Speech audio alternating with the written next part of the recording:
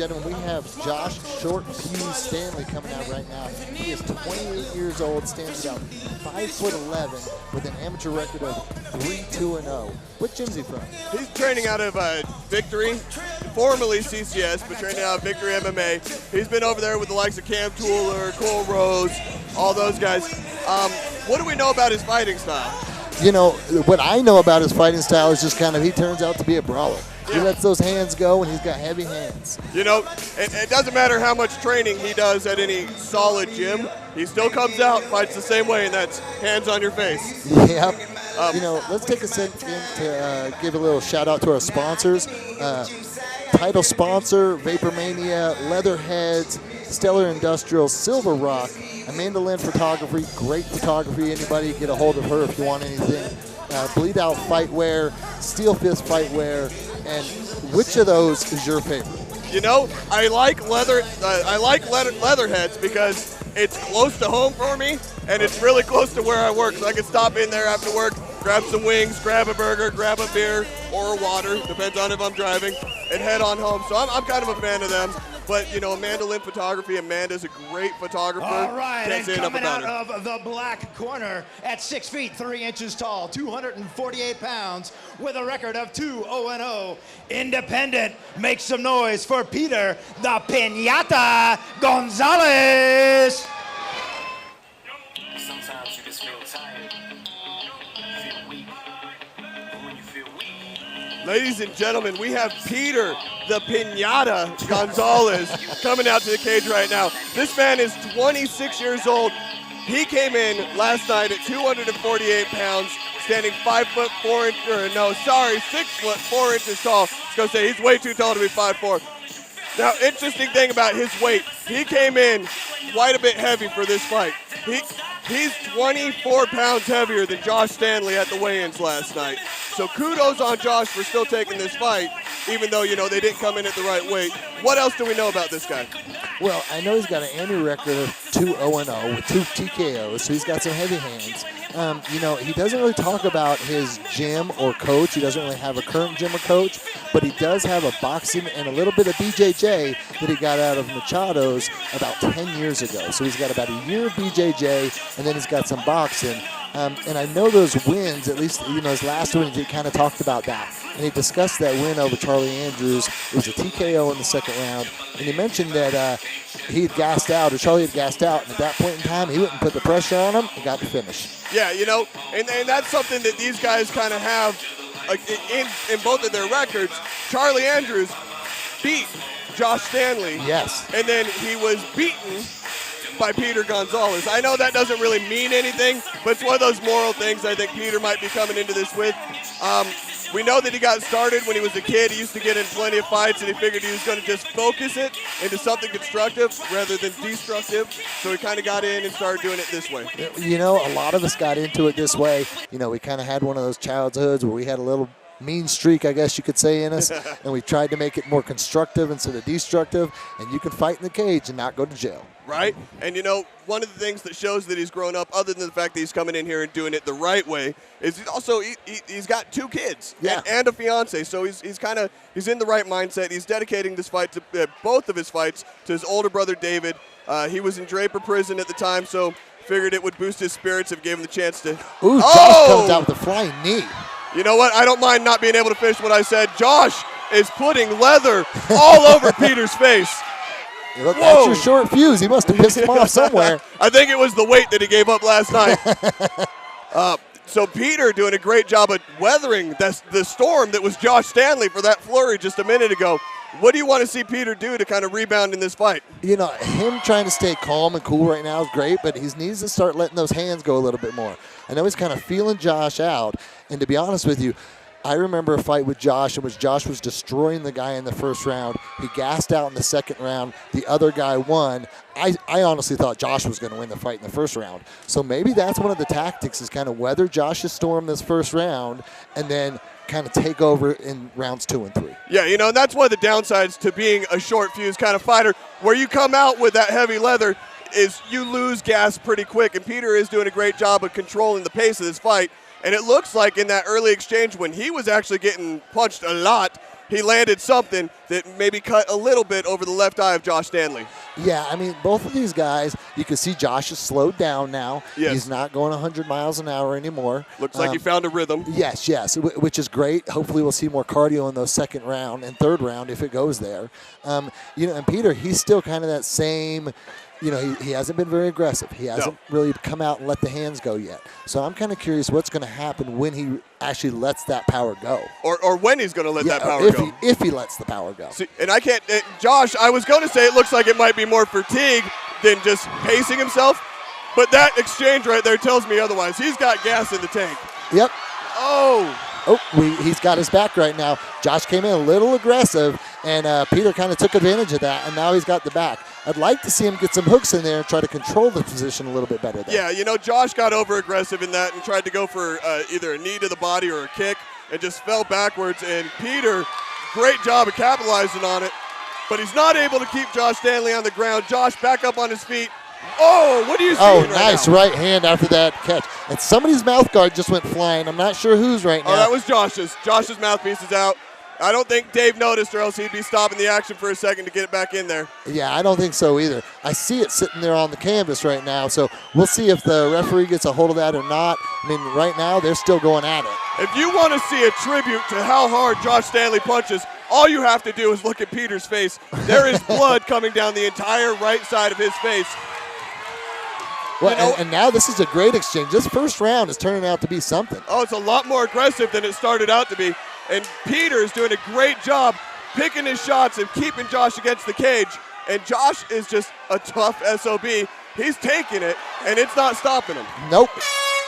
Ladies and gentlemen, we're going into round number 2 of some heavyweight leather throwing action. Wow. These guys came out. Josh runs out flying knee from a heavyweight. You don't see that very often. No, not very often, ever. No, yeah, exactly, ever. Comes out there, very aggressive, starts letting those hands go. Peter weathers the storm. By the end of the round, it was the exact opposite. Yes, the exact opposite. Yeah, that was great. Peter was able to just come in the last 30 seconds to a minute of that fight and just completely reverse gears on Josh Stanley and had Josh against the cage eating punches the whole time. Well, yeah, and maybe Peter's using that same philosophy that we mentioned when he was coming out about how he got into the second round with Charlie Andrews and Charlie started to gas, and he just put the pressure on him. Yeah. Here's what I'm curious about. Judges, it's horrible leaving anything in the hands of the judges.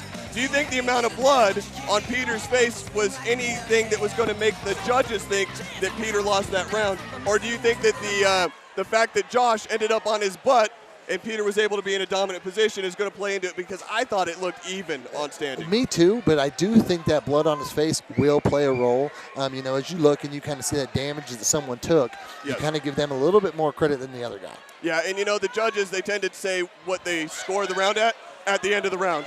And that's kind of what you come out of the round looking as bad as he did, you might end up losing the round. And ladies and gentlemen, in case you can't tell what happened while I was talking, Ryan's going to fill you in. Yeah, we had a nice low blow there. Given the time, he took the low blow. Peter's over there taking his time. For those of you at home, he has 5 minutes to recover from this.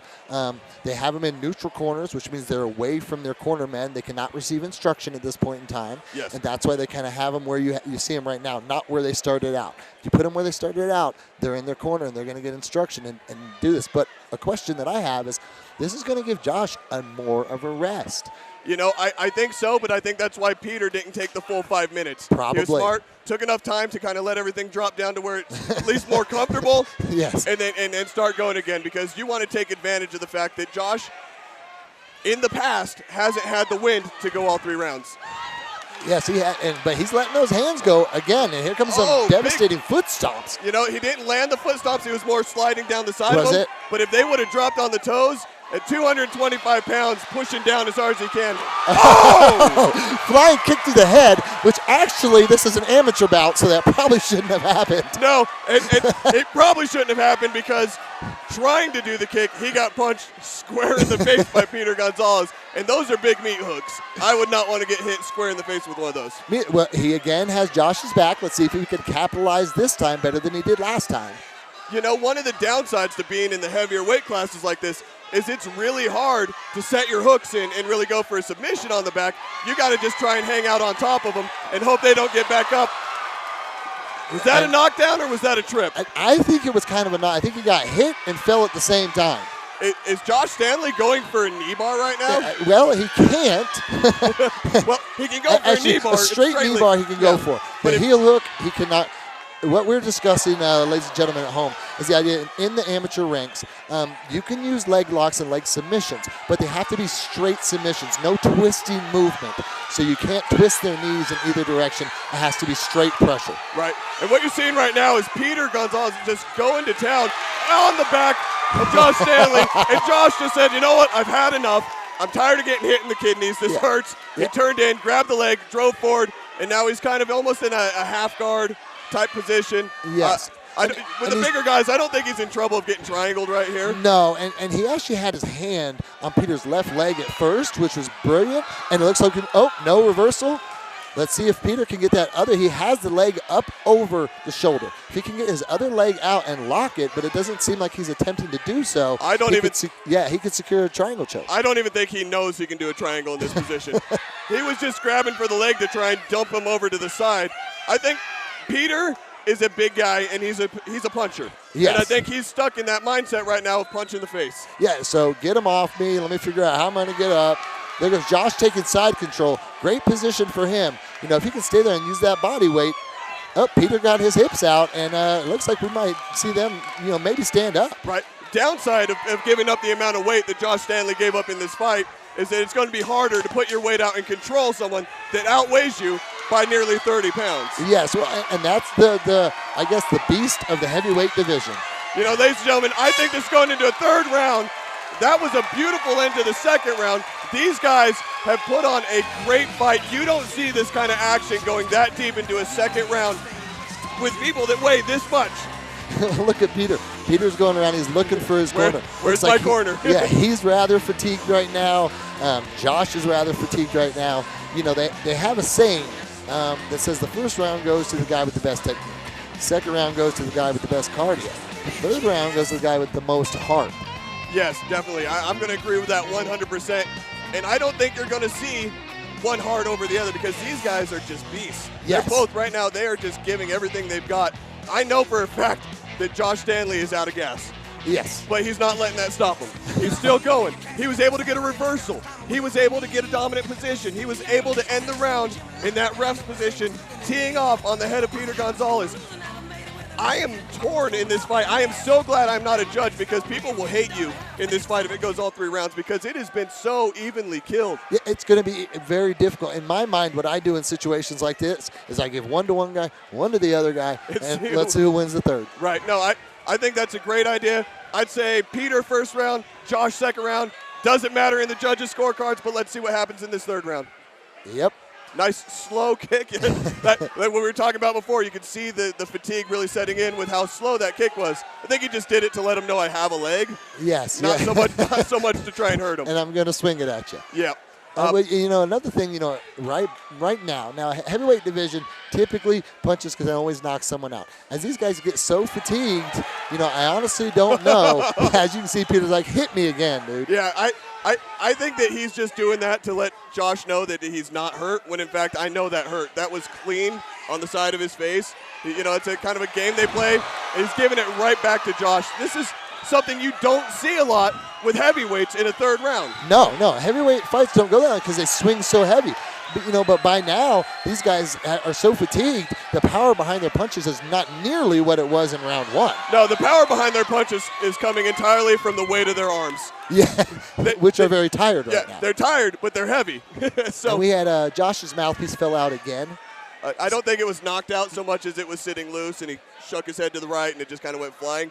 But these guys are just banging right now, and this is what I love about people like Josh Stanley and Peter Gonzalez. They're not coming in here to take a guy down, stretch him out, and get a submission. They're coming in here to put on a show, blood dripping down the front of Josh Stanley's chest.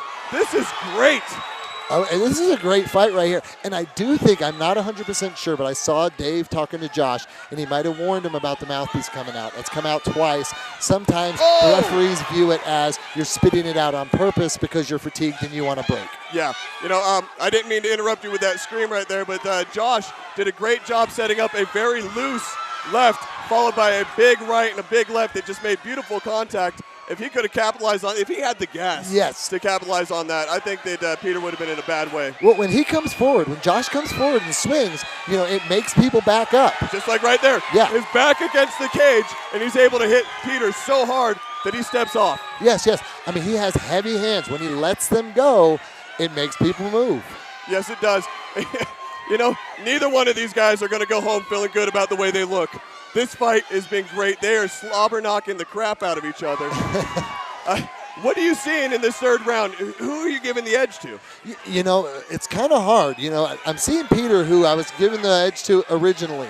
He did have cage control, but Josh is starting to come back right now at this point in time in the round. He's landed some great leg kicks. He's trying to let the hands go here and there. The only thing that's going bad for him is the fact that he keeps getting put up against the cage like this. Yeah, he's circling around the backside, which is letting Peter be the person that's stalking. He's becoming the prey. Yes, he's doing a great job of countering and throwing big haymakers like that, but he's given up that positive perception of stalking and controlling the fight. What I'd like to see from either party right now, 10 seconds left. Low blow. Looks like they're going to stop the fight, give Josh Stanley up to 5 minutes to reset. Yes, up to 5 minutes. And then they're going to start it back in with 10 seconds left of this fight, unless I'm mistaken. No, I heard the click. I don't think that anyone's going to knock each other out in the next 10 seconds, either. But they're heavyweights. But if they can come out here and one of them, either one, get some clean punches put together, kind of, suck it up and say, all right, I can go for 10 more seconds and land. I think that they're both going to swing for the fences in this next 10 seconds. As soon as Dave brings them in, I'm excited to see if they just start going to town, because if they start pacing, the bell's going to ring. Fight's over. They need to swing. I thought it was coming. There you go. Ladies and gentlemen, that was a great fight. That was a great fight. I would hate to be a judge right now, but I'll tell you what, I am glad that I'm here cage side, because you can hear the excitement out of these fighters. And you can hear the excitement out of everyone behind us. Everyone's cheering. What a brawl between these two warriors. They both let it all on the line. These guys are bleeding so much. I wish the camera was panned over here to our control guys, because our guy running the cameras right now, he's got blood on his cheek, and it's not his.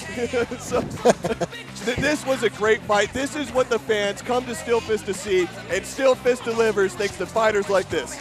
Yep, they bring their heart and they bring their talent. They put on a show for you guys. All right, we're going to send it to the cage for the official decision. Keep watching, tune in, and you guys are amazing.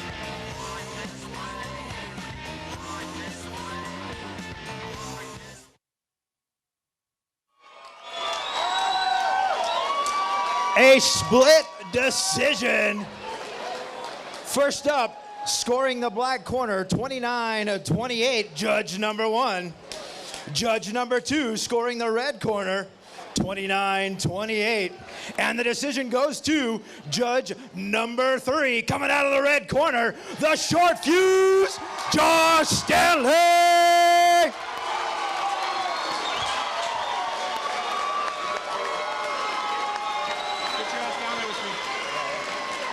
Josh, let me get you over here. Let's get over here by the camera. Wow. You guys put on a show right there. Did you expect it to go all 3 rounds? I didn't think I could go 3 rounds. Yeah, I remember your last fight. Yeah, you gassed out a little bit. What'd you do in training differently? You train more, or what happened? I don't know if I should be honest. I gave a good camp. I'm not training like I did when I first started, and I apologize to everybody here because I know that it makes me exciting. I'm aggressive, but I'm doing what I can, and I want to move forward. And I appreciate Steelfist giving me as many opportunities as I can in order to progress my career. I'm planning on going pro by the time I'm 30. Unless somebody really wants to call me out, I'll come get it. Hey. You showed tremendous heart in there. When you were getting in that 3rd round, I noticed your mouthpiece came out a couple times. That end of that round, when you started coming forward a little bit more, did you have to dig deep for that? Yeah, I had to dig real deep. If anybody thinks they can smoke cigarettes and get in this ring, you're full of shit. You can't do it. You can't do it. This is not me. I'm go from the time that the bell starts until the time that the ref stops me and pulls me off of him. Right now I had to conserve my energy because I smoke like a retard. Well, we love to hear your candor. We love to hear your honesty. Hey, is there anybody out there, family or friends you want to thank? Hey, you know what? I can't discredit my gym. We have a great group of guys down there. They test me every day. They push me every day. My coaches are just top notch. All right, everyone, let's get a big round of applause for Josh Stanley.